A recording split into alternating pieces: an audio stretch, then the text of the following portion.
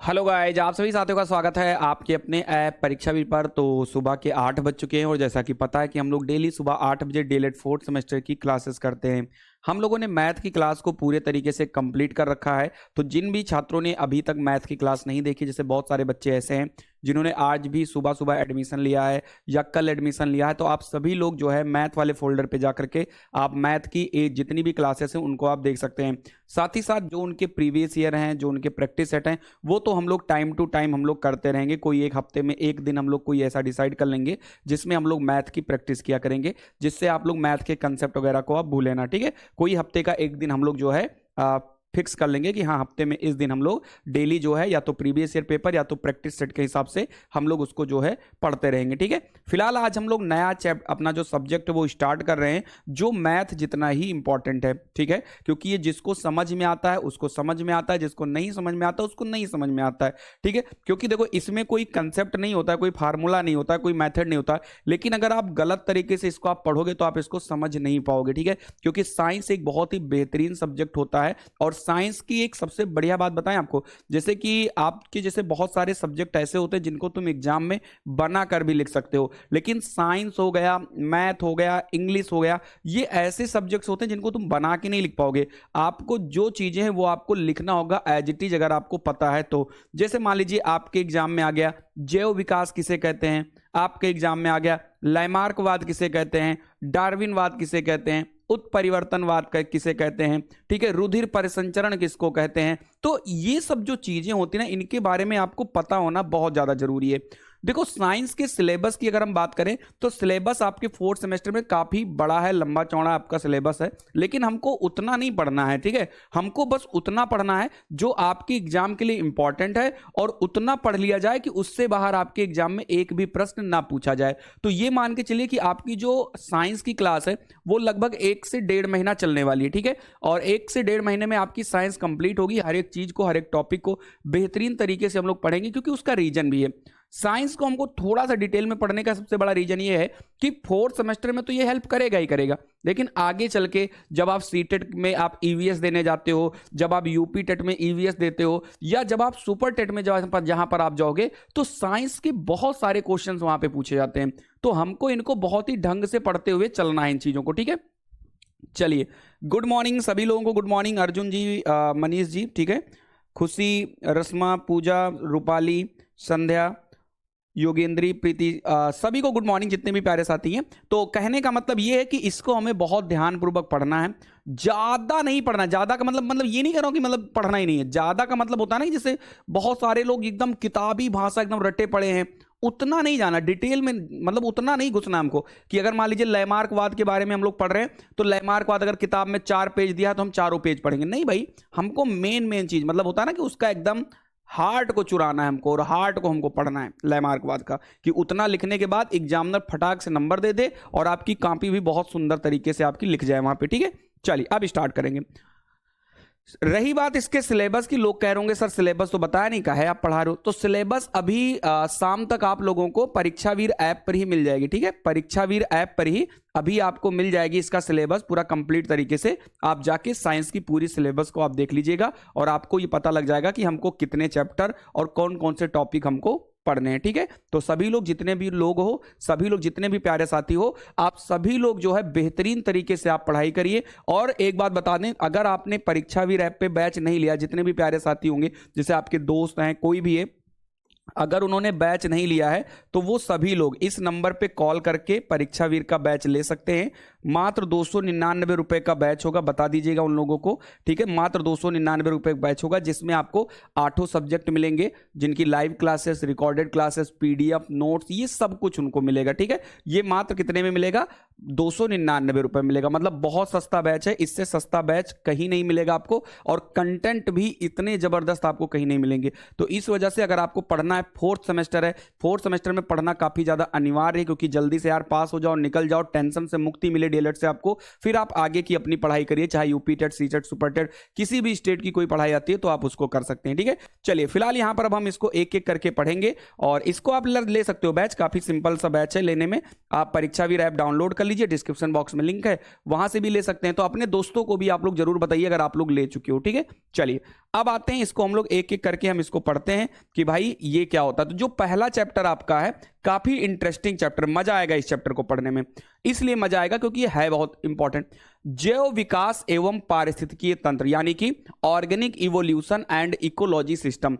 इसमें हमको ये पढ़ना है कि जैव विकास कैसे हुआ, जिसमें हमको 4 चीजें पढ़नी होंगी, क्योंकि जैव विकास के 4 सिद्धांत होते हैं: लैमार्कवाद, डार्विनवाद, नव डार्विनवाद और उत्परिवर्तनवाद। और इन चारों वाद में से एक क्वेश्चन डेफिनेटली आपके एग्जाम में पूछा जाएगा, क्योंकि अगर आप डीएलएड के पिछले कई सालों के आप पेपर को निकालेंगे ना, ठीक है, बिल्कुल, अगर आप सारी चीजों को आप निकालोगे, पिछले 4 साल, 5 साल, 6 साल का अगर आप पेपर करोगे, तो आपको हर एक चीज समझ में आपको आ जाएगी। समझ में आ गई बात? चलिए आगे की तरफ बढ़ते हैं। सबसे पहले हमारे जो चैप्टर है इसमें हमको जैव विकास पढ़ना होगा कि जैव विकास होता क्या। तो देखो, जैसे हम एक इंसान हैं, आप एक इंसान हो, और जाहिर सी बात है कि हम डेली, डे बाय डे हम अपने शरीर के अंदर परिवर्तन करते हैं। जैसे आज मैं मोटा हूं, कल मैं पतला हो जाऊंगा, आज मैं पतला हूं, कल मैं मोटा हो जाऊंगा, आज मैं गोरा हूं, कल मैं काला हो जाऊंगा। तो हमारे शरीर में बहुत सारे परिवर्तन जो है ऑटोमेटिक होते रहते हैं। तो जो हमारे शरीर में परिवर्तन होते हैं, हमारा शरीर हो या किसी भी जीव जंतु का शरीर हो, उसके शरीर में जो कुछ भी परिवर्तन होता है, जो कुछ भी डेवलप होता है या जो कुछ भी विकास होता है, उसी को ही हम लोग जैव विकास या जैविक विकास के नाम से हम लोग जानते हैं। बहुत ही सिंपल डेफिनेशन है, आप इसी डेफिनेशन को आप बुक में पढ़ोगे या कहीं भी पढ़ोगे तो आपको थोड़ी सी समस्या हो सकती है, हो सकता है आपको समझ में भी ना आए, लेकिन जो डेफिनेशन आपको मैं लिखवाऊंगा, और आज ही नहीं पूरे साइंस में जो भी चीजें मैं आपको पढ़ाऊंगा वो दुनिया से हटके रहेगा और जबरदस्त तरीके से आपको समझ में आएगा और आप उसको कर पाएंगे। ठीक है, चलिए देखते हैं। जैविक विकास जीवों के जीवन के दौरान उनके आकार, आकृति और कार्य में होने वाले प्रगतिशील बदलावों को कहते हैं। सिंपल सी चीज आपको याद रखना है कि जैविक विकास जो है वो जीवों के जीवन के दौरान उनके आकार, आकृति और कार्य में होने वाले प्रगतिशील बदलावों को कहते हैं। दैट्स इट, इससे ज्यादा आपको कुछ भी नहीं लिखना है। अगर आपके एग्जाम में एक नंबर आता है कि जैव विकास किसे कहते हैं, तो आप आराम से लिख दीजिएगा कि जैविक विकास जीवों के जीवन के दौरान उनके आकार, आकृति और कार्य में होने वाले प्रगतिशील बदलावों को कहते हैं। अब एक बार हमको बता दीजिए, क्या परिभाषा आपको समझ में आ गई? एग्जाम में अगर आएगा तो क्या आप लिख ले जाओगे कि नहीं लिख ले जाओगे? और पूछा जाता है कि जैव विकास किसे कहते हैं। जी बहुत बढ़िया, चलिए बहुत बढ़िया, इतना समझ में आ गया आप लोगों को? ठीक है, चलिए भाई समझ में आ गया, बहुत बढ़िया, बिल्कुल एकदम धमाकेदार पढ़ना है, बिल्कुल भी हम लोगों को यहां पे परेशान नहीं होना। ठीक है, चलिए आगे बढ़ते हैं। तो ये हमारा ऑर्गेनिक इवोल्यूशन हो गया। एक नंबर में पूछा जाएगा कि जैव विकास किसे कहते हैं, और सीधे तरीके से आपको यही डेफिनेशन लिखनी है जो मैंने आपको बता रखा है। इसमें आगे होता है, काफी ज्यादा इंपॉर्टेंट है, जैव विकास के सिद्धांत, यानी जैव विकास के कितने सिद्धांत हैं या जैव विकास के कौन सिद्धांत हैं। तो देखो मैंने यहां पे 3 लिखा, इसमें एक आप और बढ़ा लीजिएगा, एक शायद टाइपिंग में गलती हो गई थी। एक होता है नव डार्विनवाद। क्या होता है? एक होता है नव डार्विनवाद।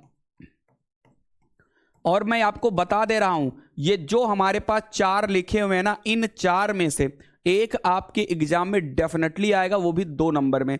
तो कहने का मतलब ये कि जो चैप्टर 1 है ना, इससे कम से कम 2 से 3 नंबर या 4 नंबर तक आपके चैप्टर 1 से आपके एग्जाम में पूछा जाएगा। तो इनको आपको बहुत ही ध्यानपूर्वक आपको पढ़ना है। तो अगर आपसे कहे कि जैव विकास के सिद्धांत लिखिए, मान लो सीधा सीधा आ गया कि जैव विकास के सिद्धांत लिखिए, तो आपको ये 4 सिद्धांत लिख देना है। कौन कौन से? लैमार्कवाद, डार्विनवाद, उत्परिवर्तनवाद और नव डार्विनवाद। ये 4 हमारे होते हैं जिनके बारे में हमको पढ़ना है। ठीक है, कुछ के बारे में हम आज पढ़ेंगे, कुछ के बारे में हम लोग कल वाली क्लास में पढ़ेंगे। ठीक है, तो साइंस की क्लास सुबह 8 बजे, जो बच्चे नए नए बैच को लिए उनको मैं बता दूं कि साइंस की क्लास सुबह 8 बजे चलती है ऐप पर, परीक्षावीर ऐप पर। तो आप सभी लोग जुड़ा करिए, बेहतरीन तरीके से क्लास वहां पे चल रही है। ठीक है, चलिए, तो लैमार्कवाद के बारे में तो यानी आप लिख ले जाओगे ना, कितने सिद्धांत हैं? 4। लैमार्कवाद, डार्विनवाद, उत्परिवर्तनवाद और नव डार्विनवाद। अब हम यहां पर पढ़ाई करेंगे लैमार्कवाद के बारे में कि लैमार्कवाद क्या होता है, और सीधा सीधा आपके एग्जाम में क्वेश्चन पूछ लिया जाता है कि भाई लैमार्कवाद के बारे में आप हमको बताइए। और मैं आपको बता भी देना चाहता हूं, जो लैमार्कवाद है ना भाई मेरे, अनगिनत बार ये आपके एग्जाम में क्वेश्चन आया है। 2016 में आया है, 2018 में आया है, और कुछ ईयर ऐसे हैं जो मुझे पता ही नहीं, लेकिन आया है। तो लैमार्कवाद और डार्विनवाद में से एक क्वेश्चन आपके एग्जाम में जरूर पूछा जाएगा। अब मैं आपको समझा देना चाहता हूं लैमार्कवाद क्या था। देखो लैमार्क जी जो थे, ये कहां के थे, इनका सब कुछ मैं बताऊंगा कि ये किस जो है देश से संबंधित थे, क्या था, इन्होंने क्या बताया था। देखो आप लोगों ने जब अपने क्लास 6, 7 में या 5 में ही, क्लास 4, 5 में, 5 के बाद ही आता है, आपने पढ़ा होगा लैमार्कवाद और डार्विनवाद के बारे में, 100% पढ़ा होगा। अगर कोई बच्चा स्कूल में जाता रहा होगा तो ये मैं निश्चित कह सकता हूं कि भले ही तुमने ना पढ़ा हो, लेकिन लैमार्कवाद और डार्विनवाद का नाम आपने सुना जरूर होगा। ये लैमार्क और डार्विन थे कौन? इन दोनों ने अपने अपने विचार दिए थे, अपने अपने सिद्धांत दिए थे कि अगर कोई जीव या जंतु है हमारी इस सृष्टि में, हमारे इस संसार में, तो उसमें लगातार परिवर्तन होता है। ये बात तो सच है, लेकिन ये परिवर्तन होता क्यों है? इन दोनों में लड़ाई थी। लैमार्क ने कुछ बताया, डार्विन ने उसका खंडन कर दिया। लैमार्क ने क्या बताया? लैमार्क ने यह बताया कि जो भी जीव यहां पर है, अगर वो अपने अंगों का प्रयोग ज्यादा करेगा तो वो अंग उसके ज्यादा विकसित होंगे, और जिस अंग का प्रयोग वो कम करेगा वो अंग उसका कम विकसित होगा, और हो सकता है विलुप्त भी हो जाए। ये किसने कहा था? ये लैमार्क ने कहा था। लैमार्क ने क्या कहा था? सुनिए ध्यान से। लैमार्क ने कहा था कि कोई भी जीव जंतु अपने जिस अंग का प्रयोग सबसे ज्यादा करता है, उस अंग का विकास सबसे ज्यादा होता है, और जिस अंग का प्रयोग वो कम करता है उसका विकास नहीं होता है। इन्होंने एग्जाम्पल लिया था जिराफ वाला। जैसे जिराफ के बारे में आपको पता होगा, मैं यहां पे फिगर भी लाया हूं तो आपको दिखाऊंगा भी, देखना यहां पर ध्यान से। इन्होंने जिराफ के बारे में बताया कि जो जिराफ होता है, जिराफ का ये बताया कि पहले वो भी घोड़े के जैसा ही था, पहले वो भी घोड़े के जैसा था। जितने बराबर घोड़े के पैर थे ना, पीछे वाले पैर जितने बड़े उतने ही आगे वाले पैर थे। लैमार्क की बात पहले कर रहा हूं मैं। लैमार्क ने ये कहा कि पहले पेड़ हुआ करते थे, 2 जिराफ थे, देखो दोनों के पैर जो है बढ़िया ठीक ठाक है ना, बढ़िया ठीक ठाक दोनों के पैर हैं। इन्होंने कहा कि पहले जो जिराफ थे भाई, नीचे भी घास मिलती थी तो वो नीचे अपना खाते थे, उनको अपनी गर्दन उठाने की कोई जरूरत उनको नहीं पड़ती थी, बढ़िया आराम से नीचे नीचे खा लिए, बहुत अच्छी बात है। एक बार क्या हुआ कि उस इलाके में सूखा पड़ गया। क्या हो गया? उस इलाके में सूखा पड़ गया, और जब उस इलाके में सूखा पड़ गया तो हुआ क्या कि भाई अब नीचे की घास जो थी वो खत्म हो गई, नीचे की घास थी वो सूख गई, तो अब क्या बचा कि पेड़ बचा। तो पेड़ पर पत्तियां थी, तो क्या हुआ कि ये जो हमारे जो 2 जिराफ थे ना, ये क्या किया भाई, पेड़ की पत्तियों को खाने लगे। तो जब तक तो भाई नीचे नीचे की पत्ती खाए तब तक तो कोई दिक्कत नहीं, लेकिन जब क्या हुआ, जब पत्ती और ऊपर हो गई तो ये जो जिराफ थे ये उचक उचक कर जो है क्या कर रहे थे, पत्ती को खा रहे थे, मतलब अपने आगे के पैर को उठा उठा के वो पत्ती को खा रहे थे। अब क्या हुआ कि जब वो बार बार उनको डेली यही काम करना पड़ गया, तो ऐसा हुआ कि जब इनके आगे के पैर पे ज्यादा वर्क हुआ तो इनका पैर आगे का तो जो है बढ़ता चला गया, और गर्दन को भी ये बार बार क्या कर रहे थे, ऊपर की तरफ ले जा रहे थे, तो इनका गर्दन भी जो है बढ़ गया। और जबकि पीछे के पैर का कोई ज्यादा काम नहीं था तो पीछे का पैर वैसे ही रह गया। तो ये इन्होंने सिद्धांत दिया था कि भैया इसको बोलते हैं उपार्जित लक्षण। क्या बोलते हैं इसको? उपार्जित लक्षण बोलते हैं। तो लैमार्क ने उपार्जित लक्षण के बारे में बताया था कि इनका जो पैर आगे की तरफ बढ़ा वो इसीलिए बढ़ा था क्योंकि ये उचक उचक कर पत्ती को खा रहे थे। अब इसका खंडन डार्विन ने कर दिया। डार्विन ने कहा कि नहीं भाई लैमार्क जी, आप अभी बच्चे हो, आप अभी शांत रहो, ऐसा कुछ भी नहीं है, आगे के पैर को ऐसे ऐसे करने से नहीं होता है। तो लैमार्क ने यह बताया था कि भैया अगर जब जिराफ के पैर जो है क्या हो गए, बड़े हो गए, तो उनकी जो संतानें पैदा हुई उनके भी पैर बड़े होते चले गए। ये लैमार्क ने कहा था कि भाई अगर मान लीजिए एक जिराफ का पैर जो है बड़ा हो गया, सभी जिराफ के पैर बड़े हो गए, तो उनसे जो बच्चा पैदा हुआ उसके भी पैर ऑलरेडी बड़े ही नजर आए, मतलब बड़े ही हुए उसके। अब इस पे डार्विन ने कहा नहीं भाई ऐसी बात नहीं है। अगर ऐसा बात होता तो जैसे एक बात बताओ हमको, जैसे बहुत सारी औरतें होती है वो अपने कान को छिदवाती हैं, होता है कि नहीं होता?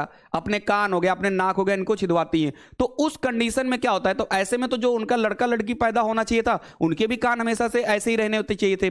कुछ लोग ऐसे भी होते हैं, जैसे मान लो कोई आदमी है या औरत है, उसके एक्सीडेंट में एक हाथ कट गया, एक पैर कट गया, तो ऐसे में तो उसके लड़के के भी हाथ और पैर कटे कटे ही पैदा होने चाहिए थे, होता है ना। ये चीजें डार्विन ने इसका खंडन किया, उन्होंने कहा नहीं लैमार्क जी ऐसी कोई बात नहीं है। और आगे चल के डार्विन और वेलेस दो दोस्त थे, एक दोस्त थे डार्विन और वेलेस, उन्होंने जो है लैमार्क का जो भी सिद्धांत था उसका खंडन करते हुए उन्होंने अपना एक और सिद्धांत दिया जिसको डार्विनवाद के नाम से जानते हैं। अब आप ध्यान से देखिएगा, लैमार्क के बारे में मैंने थोड़ा बहुत पढ़ा दिया ना, अभी इनके बारे में डिटेल में पढ़ेंगे, फिर हम लोग आगे डार्विन के बारे में पढ़ेंगे। अब लैमार्क में एग्जाम में लिखना क्या है इसको देखिए, देखना ध्यान से। अब लैमार्क को लिखना कैसे, ये तो हमने आपको राम कहानी बता दिया, आपको समझ में आ गया होगा। अब लिखना कैसे एग्जाम में लैमार्कवाद आएगा, सीधा सीधा आपको लिखना है यहां पे भाई मेरे, देखना। लैमार्कवाद विकास का एक सिद्धांत है। यह सिद्धांत बताता है कि जीवों के जीवन काल में होने वाले शारीरिक बदलाव उनकी संतानों में भी आ सकते हैं। मतलब लैमार्क ने बताया था कि जीव, जितने भी जीव होते हैं उनके जीवन काल में जो भी बदलाव होता है वो उनके बच्चों में भी आ सकते हैं। सीधा सीधा इन्होंने बताया था। कौन सा एग्जाम्पल? जिराफ वाला, कि भाई अगर जिराफ के मतलब जिराफ है और जिराफ का आगे का पैर बड़ा था, गर्दन बड़ी थी, तो उनका जो बच्चा पैदा होगा उसका भी वैसे ही होगा। वही चीज लैमार्क ने कहा था कि यह सिद्धांत बताता है कि जीवों के जीवन काल में होने वाले शारीरिक बदलाव उनकी संतानों में भी आ सकते हैं। इसे लैमार्कियन वंशानुक्रम या नव लैमार्कवाद के नाम से भी जाना जाता है। लैमार्कवाद फ्रांस के जीव वैज्ञानिक, अब अच्छा ये भी पूछा था, एक नंबर में क्वेश्चन आता है कि लैमार्क कहां के निवासी थे, तो इनका नाम आपको मतलब देश का नाम याद रखना, फ्रांस। जो लैमार्क थे वो फ्रांस के थे, एक बार ऑब्जेक्टिव में पूछा गया था क्वेश्चन, ठीक है, कि लैमार्क कहां के थे, तो फ्रांस के थे। लैमार्कवाद फ्रांस के जीव वैज्ञानिक लैमार्क ने दिया था, ठीक है। अब आगे कुछ इंपॉर्टेंट फैक्ट है, याद रखिएगा। लैमार्कवाद के मुताबिक वातावरण में बदलाव के कारण जीवों के अंगों का इस्तेमाल ज्यादा या कम होता है। मतलब इन्होंने ये कहा कि जो वातावरण होता है उसमें जैसे बदलाव होता है उस हिसाब से जीवों का क्या होता है, जीवों के शरीर में भी बदलाव होता है। जैसे जिराफ था भाई, अगर वातावरण में बदलाव ना होता, नीचे घास जिराफ को मिलती जाती, तो उसको पैर उचकाने की क्या जरूरत थी? क्यों भाई, जैसे पैर तो ऐसे आराम से अपना खाना खाता सोता, आज जिराफ की गर्दन लंबी नहीं होती। तो ये इन्होंने कहा कि वातावरण परिवर्तन के हिसाब से लोग अपने अंगों का प्रयोग कम या ज्यादा करते हैं और उस हिसाब से उनमें विकास हो जाता है। इतना समझ में आ गया? आगे देखिए, ये मैंने आपको फिगर समझा दिया यहां पे। इसमें आगे देखिए लिखा है कि जिन अंगों का इस्तेमाल ज्यादा होता है वे ज्यादा विकसित हो जाते हैं, जिन अंगों का इस्तेमाल कम होता है वे धीरे धीरे कमजोर हो जाते हैं।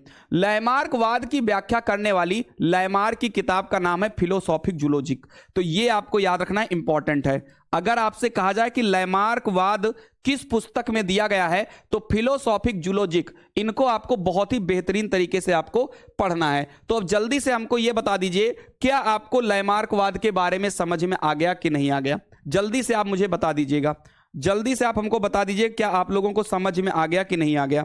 जी भाई जल्दी से बताना एक बार, जल्दी से बता दीजिए, इतना समझ में आ गया? ठीक है। इसमें आप और भी लिख सकते हो एक पॉइंट कि लैमार्कवाद उपार्जित लक्षणों की वंशागति के आधार पर, ऐसा लिख सकते हो, लैमार्क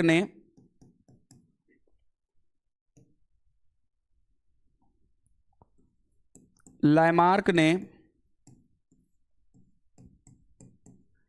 उपार्जित लक्षण की वंशागति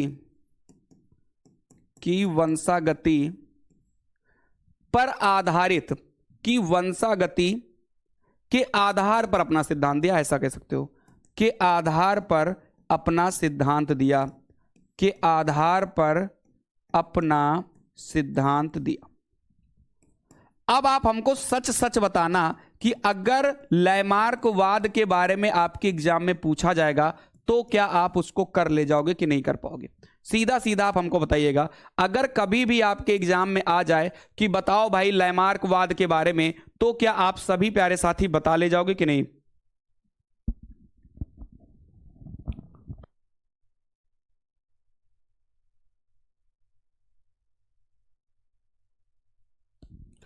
देखो, जो मैंने आपको लिखवाया है वो सबसे सिंपल, सबसे बेहतरीन आपको मैंने सिद्धांत लिखवाया है।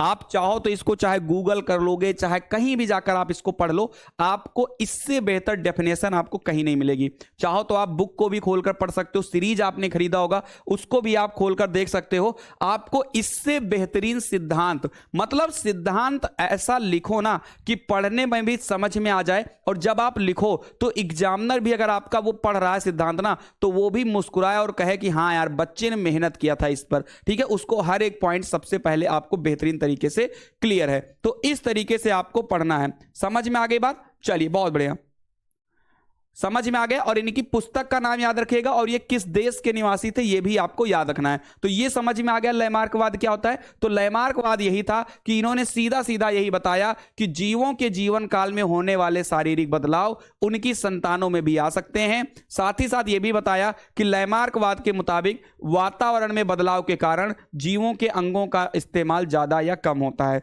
जिसका ज्यादा इस्तेमाल उसका जो है ज्यादा विकास, जिसका कम इस्तेमाल उसका कम विकास। ये इन्होंने यहां पर जो है अच्छे से बता दिया था। इतनी बात समझ में आ गई आप लोगों को? चलिए, अब आते हैं डार्विन के बारे में थोड़ा बहुत पढ़ते हैं। देखो, ये चीजें थी। अब मैं डार्विन का थोड़ा सा पढ़ाने से पहले थोड़ी भूमिका सेट कर देता हूं धीरे ध्यान से। जैसे लैमार्क ने ये कहा कि भैया जैसे जिराफ थे, पहले जब नीचे की घास खत्म हो गई तो ये ऊपर की घास खाने के लिए अपने पैर को उचकाने लगे, गर्दन को खींचने लगे, तो इनके आगे के पैर और गर्दन इसकी लंबी हो गई। ये किसने बताया? लैमार्क ने बताया।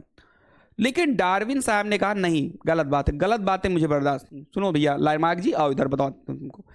डार्विन ने ये कहा, डार्विन और वेलेस इनके दो दोस्त थे, याद रखिएगा, डार्विन और वेलेस, इन दोनों लोगों ने साथ में काम किया था।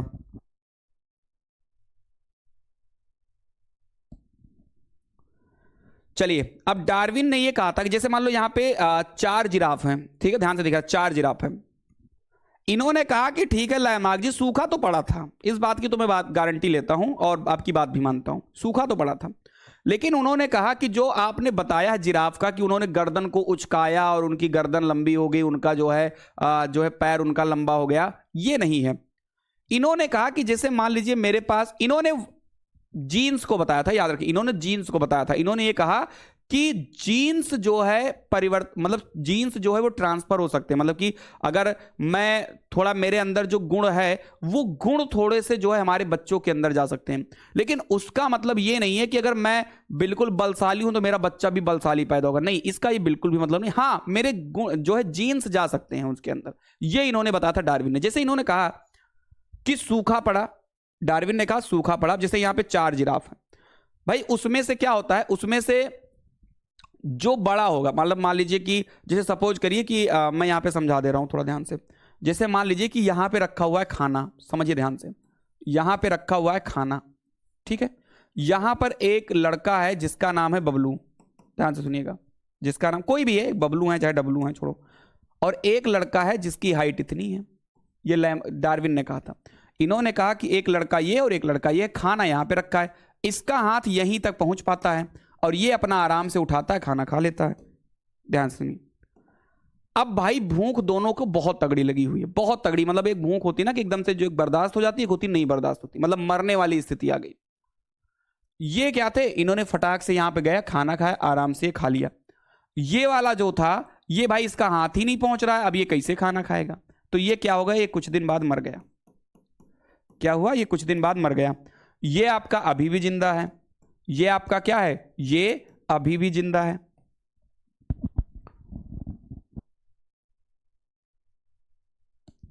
समझिए ध्यान से, ये आपका अभी भी जिंदा है। अब ऐसे क्या हुआ कि आगे चलते चलते चलते चलते जितने भी छोटे हाइट के लोग थे वो मर गए। ये मैं जिराफ की एग्जांपल ले रहा हूं, मैं समझा आपको, केवल इंसानों की ले रहा हूं। जैसे इन्होंने कहा कि जिसकी गर्दन तो लंबी थी, उन्होंने कहा गर्दन लंबी पहले से थी, उचकाने से गर्दन लंबी नहीं हुई। इन्होंने कहा जब सूखा पड़ा तो ये जो जिराफ थे, जैसे मान लो यहां पे 4 जिराफ थे, इनमें से क्या हुआ कि 2 जिराफ की जो गर्दन थे वो क्या हो रहे थे, पेड़ तक पहुंच रहे थे। बाकी के जो 2 छोटे छोटे जिराफ थे उनकी गर्दन वहां तक नहीं पहुंच रही थी। उन्होंने ये बताया कि जब इनकी गर्दन वहां तक नहीं पहुंची तो ये कुछ दिन बाद क्या हो गए, मर गए। ये देखो मरे पड़े हैं, ये दिख रहा है ना, ये देखो नीचे मरे पड़े हैं, दिख रहा है ना। तो इन्होंने ये कहा कि जिनकी गर्दन तो ऊपर पहुंची वो तो बच गए, मतलब जिनकी गर्दन ऊपर पहुंची वो तो बच गए, और जिनकी गर्दन ऊपर नहीं पहुंची, जिनको खाना नहीं मिला, वो मर गए। फिर देखो यहां पे 4 लोग थे, 2 लोग निपट गए तो कितने लोग बचे, सॉरी ठीक है, 2 लोग निपट गए तो कितने लोग बचे, 2 लोग बचे। अब ये 2 लोग क्या है, बढ़िया आराम से पत्ती वत्ती खाते हैं, और जब इन दोनों लोगों से जब संतान पैदा हुई तो वो सेम उसी तरीके की पैदा हुई। जैसे एक बात बताओ, और इस बात में सच्चाई भी थी, इनको सभी लोगों ने माना भी, समझ रहे हो ना भैया, इनकी बातों को सभी लोगों ने माना भी। सभी ने कहा वाह भाई बहुत बढ़िया बात आपने बताया है, बहुत मस्त बात आपने डार्विन जी बता दी हो, क्योंकि इसके उन्होंने एग्जाम्पल बहुत बढ़िया सेट किए। जैसे एग्जाम्पल उन्होंने ये सेट किया कि जैसे मान लीजिए, सपोज करिए, मैं आपको थोड़ा सा बता दे रहा हूं, थोड़ा एग्जाम्पल सेट करता हूं। इन्होंने ये कहा कि अगर आपके मम्मी पापा की हाइट बड़ी है, सपोज करिए कि अगर आपके मम्मी पापा की हाइट बड़ी है तो उनके बच्चों की भी हाइट बड़ी होगी, ये निश्चित है।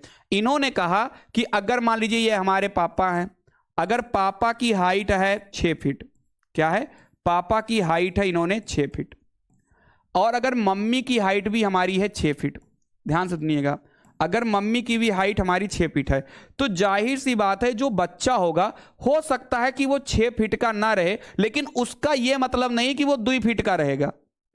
उन्होंने कहा कि नहीं, मैं ये गारंटी नहीं ले रहा हूं कि वो 6 फीट का हो, लेकिन मैं इतना जरूर कह सकता हूं कि वो बच्चा जो है 6 फीट से ज्यादा भी हो सकता है और 6 फीट से थोड़ा सा कम हो सकता है। ठीक है, और भी ये बात कहा, उन्होंने ये भी कहा कि अगर इनके जो गुण हैं वो पूरे गुण तो ट्रांसफर नहीं होंगे, लेकिन कुछ ना कुछ गुण उन बच्चों में जरूर ट्रांसफर हो जाएंगे। ये चीज डार्विन ने कहा था, मतलब इन्होंने वंशानुक्रम को बताया था। इन्होंने बताया था कि जो गुण होते हैं जो जीन्स के माध्यम से वो दूसरे यानी अपने संतानों में ट्रांसफर होते रहते हैं। ये किसने कहा था, ये डार्विन ने कहा था। समझ रहे हो ना मैं क्या बातें यहां पे बोल रहा हूं आप लोगों को? ठीक है, ठीक है, तो ये चीजें इन्होंने कहा था कि भाई मेरे पैर उचकाने से जो है वो लोग जो उनकी हाइट नहीं बढ़ी थी, उनकी जो हाइट बढ़ी थी, उनका जो पैर बढ़ा था, उनकी जो गर्दन बढ़ी थी, वो इसलिए बढ़ी थी क्योंकि जो छोटे लोग थे वो मर गए और जो बड़े लोग थे वही बचे, तो उनकी जो संतानें होंगी वो बड़ी बड़ी होंगी। ये चीज उन्होंने जो है बताया था। कभी आपने ऐसा नहीं देखोगा, आप अपने आस पड़ोस भी जाकर देखिएगा कि अगर मम्मी पापा की हाइट बड़ी है तो उनके बच्चे की भी हाइट ऑलरेडी बड़ी होगी, इसमें कोई डाउट नहीं है। और अगर मम्मी पापा जो है आपके छोटे छोटे हाइट के, इतने बड़े बड़े हैं, तो बच्चे 6 फीट के नहीं होंगे, ये बात भी आप मान के चलिए। तो ये बातें जो है बिल्कुल फैक्ट है और बिल्कुल सही है। अगर मम्मी पापा हमारे दोनों सांवले रंग के हैं तो बच्चा उनका सांवला रंग का पैदा होगा, अगर दोनों काले रंग के हैं तो वो आपका क्या है, वो काले रंग का ही पैदा होगा या गोरे रंग का पैदा होगा। ये चीज याद रखिएगा।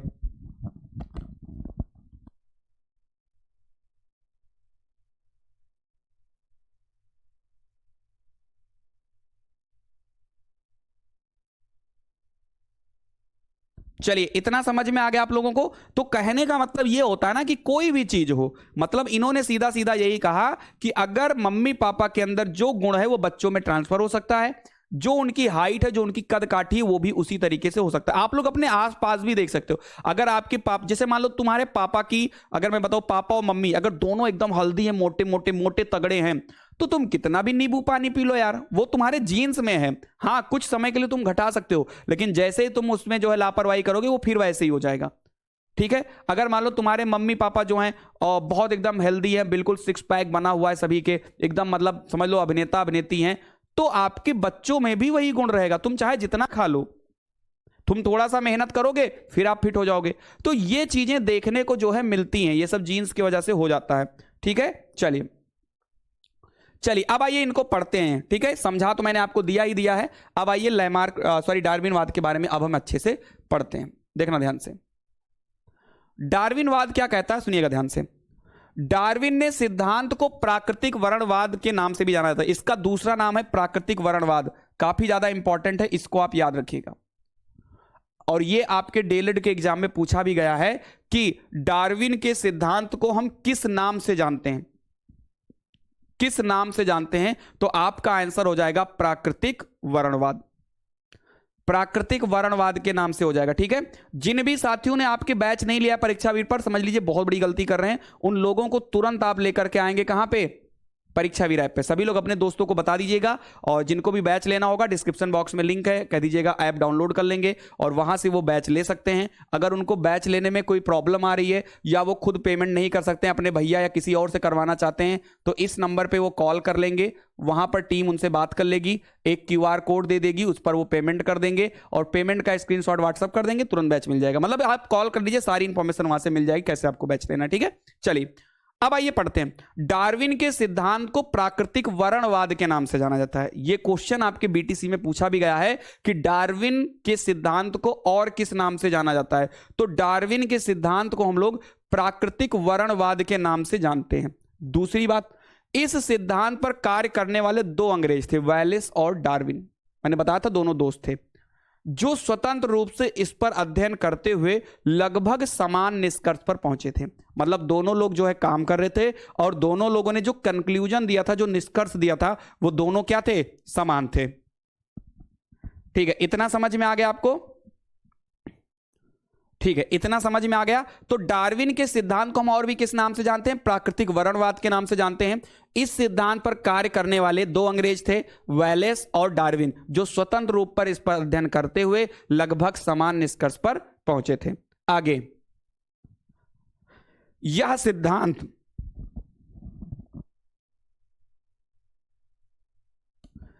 सिद्धांत प्राकृतिक चयन के सिद्धांत पर आधारित है।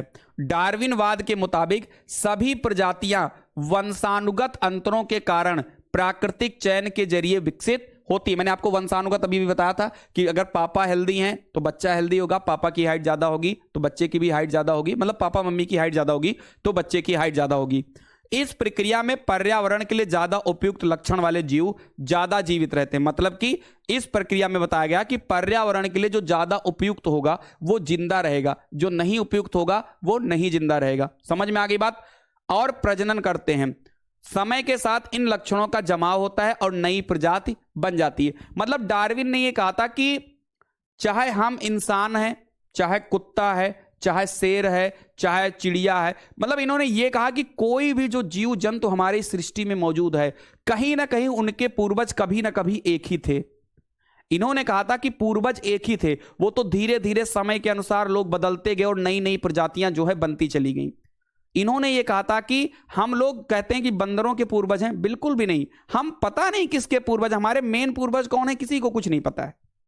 पता नहीं हम बंदर से आए थे या हम गिलहरी से आए थे या हम भालू से आए थे या हम बाघड़ बिल्ला से आए थे, कहां से आए थे कुछ नहीं पता। इन्होंने कहा कि जितने भी लोग हैं कहीं ना कहीं पूर्वज एक ही हम लोगों के, वो तो समय के अनुसार चीजें बदलती चली गई और हम लोग जो है एक नया रूप लेते चले गए, एक नई प्रजाति का निर्माण यहां पर होता चला गया। ये चीज यहां पर जो इन्होंने बताया था ध्यान से देखिएगा, मतलब ध्यान से एक बार और पढ़िएगा। यह सिद्धांत प्राकृतिक चयन के सिद्धांत पर आधारित है, इसीलिए इसको प्राकृतिक वर्णवाद के नाम से भी जानते हैं। दूसरा है डार्विनवाद के मुताबिक सभी प्रजातियां वंशानुगत अंतरों के कारण प्राकृतिक चयन के जरिए विकसित होती हैं। इस प्रक्रिया में पर्यावरण के लिए ज्यादा उपयुक्त लक्षण वाले जीव ज्यादा जीवित रहते हैं और प्रजनन करते हैं। समय के साथ इन लक्षणों का जमाव होता है और एक नई प्रजाति बन जाती है। समझ में आ गई बात? सर पेपर में एग्जाम्पल बिल्कुल लिख दीजिए, हमारा जितना भी एग्जाम्पल है वो बिल्कुल समझ लीजिए वेरीफाइड है। एक एग्जाम्पल ऐसा नहीं है। हाँ, लैंग्वेज अच्छी लिखिएगा, अब ये नहीं जैसा मैं बता रहा हूं वैसे लिखिएगा, सटीक लिखिएगा कि हाँ सर ये हो सकता है। अगर आप ये एग्जाम्पल लिखोगे बहुत बेहतरीन नंबर आपको मिलेगा। ठीक है, तो आपको घबराने की बिल्कुल भी जरूरत नहीं है। कुनीसा मैथ का सिलेबस हो चुका है? हाँ जी, चलिए प्रैक्टिस बाकी है। प्रैक्टिस हम लोग हफ्ते में एक दिन, कोई दिन दीपावली के बाद में हम लोग हफ्ते में कोई एक दिन रखेंगे जिस पर हम लोग मैथ की प्रैक्टिस करेंगे। ठीक है, एक क्लास मैथ की हफ्ते में जरूर चलेगी। ठीक है, बाकी अगर आप ऐप पर हो तो आपको पूरी सीरियल वाइज क्लास 1 से लेकर के सारी क्लास आपको पूरी सीरियल वाइज आपको जो है ऐप में वीडियो के साथ पीडीएफ हर एक चीज आपको मिल जाएगी। ठीक है, हर एक चीज आपको मिल जाएगी, डोंट वरी। उजमा समझ मैथ्स का नोट, यार उजमा समझ जी, यार मैथ्स की नोट्स बनती है, किसने कहा है? मैथ की नोट्स थोड़ी बनती, मैथ तो आपने खुद लिखा होगा ना। मैथ के अलावा सारे सातों सब्जेक्ट के आपको नोट्स मिलेंगे, मैथ का नोट्स कौन बनाता है? रिजल्ट कब आएगा? नो, अभी कोई इंफॉर्मेशन नहीं। चलिए तो ये बताइए, यहां तक आपको चीजें समझ में आ गई? तो कल अभी हम लोग और पढ़ेंगे। अभी डार्विनवाद ने अपने और भी चीजों के बारे में बताया था, इनकी 5 पॉइंट्स के बारे में हम लोग कल पढ़ेंगे। ठीक है, लैमार्कवाद खत्म हो गया। कल की जो क्लास है भाई मेरे माइंड ब्लोइंग है। आज वाली भी जबरदस्त थी, कल वाली और जबरदस्त है। तो कल हम लोगों को और जबरदस्त तरीके से पढ़ना है। तो 8 बजे जुड़ना ना भूलें। अगर नोटिफिकेशन नहीं आता है ऐप पे कोई बात नहीं, टाइम पता है ना, 8 बजे क्लास चलती है, 8 बजे आप ऐप पे आ जाया करिए, आप आराम से पढ़ा करिए। ठीक है, तो सभी लोग जितने भी प्यारे साथी हैं आप अच्छे से पढ़िए। और एक बात जरूर बताइएगा, आज क्लास भले ही छोटी थी, कुछ लोग कह रहे 30 मिनट, नहीं सीमा जी 30 मिनट पढ़ाने से काम नहीं चलेगा, टाइमिंग बढ़ानी पड़ेगी। ठीक है, क्योंकि 4th सेमेस्टर में सिलेबस ज्यादा है तो पढ़ना पड़ेगा। ठीक है, आज थोड़ी छोटी सी क्लास है और क्योंकि आज एक तरीके का हम लोग को इंट्रोडक्शन देना था तो आज आपको समझ में आ गया होगा। सच सच बताना, डार्विनवाद और लैमार्कवाद का अंतर आपको समझ में आया कि नहीं आया? सच्ची बताना, झूठ मत बोलना। आप लोग झूठ बोलोगे हमको खुश करने के लिए तो नहीं, पीटोगे फिर तुम लोग। तो कहने का मतलब यह है कि आप लोग सही सही बताइएगा, समझ में आ गया लैमार्कवाद डार्विनवाद। कल हम लोग पढ़ेंगे नव डार्विनवाद, उत्परिवर्तनवाद और डार्विनवाद के कुछ जो पॉइंट्स हैं, 4-5 पॉइंट्स हैं। ठीक है, ये सब हम लोग कल की क्लास में पढ़ेंगे और यकीन मानिए ऐसा पढ़ाऊंगा ना कि जिंदगी में कभी लैमार्कवाद और डार्विनवाद भूलोगे ही नहीं, कभी जीवन में नहीं भूलोगे। ठीक है, कल मैं आपको और भी चीजें इसमें ऐड ऑन करूंगा। देखो आराम से हम लोग को पढ़ना है, जल्दबाजी नहीं करनी हम लोग को। हमने कहा कि मैथ को हम लोग 30 से 40 क्लास में पढ़ेंगे, 40 क्लास मैक्सिमम, और उसके बाद आप जाके कोई भी पेपर उठा लीजिएगा, कोई भी प्रैक्टिस सेट उठा लीजिएगा, 25 के 25 नंबर फोड़ के आओगे अगर आप मेरे साथ पढ़ते हो तो। और जैसे ही क्लास खत्म हुआ करे, पीडीएफ आपको 5 मिनट के बाद ऐप पर मिल जाती है, उसके तुरंत बाद आप उनको रिवाइज किया करिए जबरदस्त तरीके से। ठीक है, चलिए थैंक यू सो मच, मिलते हैं। अभी 9:30 बजे आपकी क्लास चलेगी ना, अभी उनकी सर वाली क्लास, उसको देखिएगा। बाकी हम मिलेंगे रात में 9 बजे इंग्लिश की क्लास में। जय हिंद, जय भारत।